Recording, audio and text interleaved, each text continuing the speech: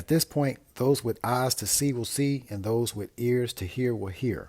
The program is very strong, and the masses are under a spell that keeps them asleep. Do you think it's natural for humans to behave this way, or could it be that we were manipulated?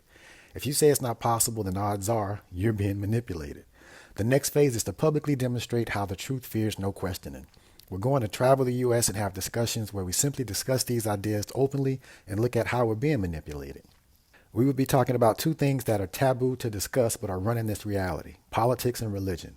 You may have heard that you shouldn't discuss these topics at work, the place where you spend the majority of your time, but if we can't discuss these things openly, then how are we going to realize that we have more in common than we have differences? We're actually more alike than we all know, and we're all consciousness experiencing physicality, and that's the main thing that we start with as a base. So let's look at PR in the mainstream, since it dictates so many people's views and opinions.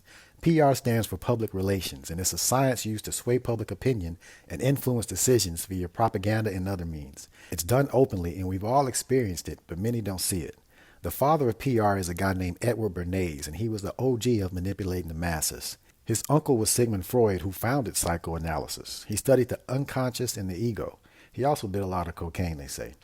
He also studied this guy, Gustave Le Bon, not LeBron.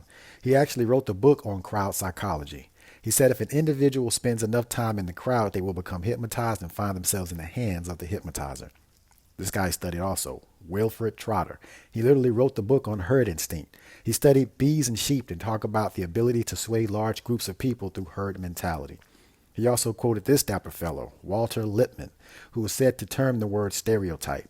In his first book, he said the masked man was a bewildered herd that must be governed by a special class of elites. Later in life, he wrote that the same elites were undermining democracy.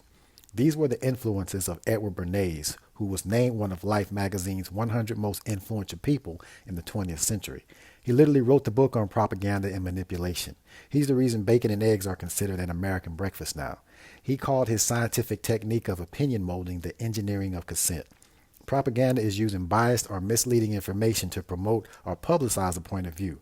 This is the playbook still used today and has been used for several decades. They are still running the same script, and we will expose the playbook used on us to keep us asleep and sheep. It's easier to fool someone than convince them they've been fooled, I know. But the only way to help get us out of this mass hypnosis is to shed light on it. We're taking the light on the road and doing our own PR tour, talking about politics and religion. Stay tuned.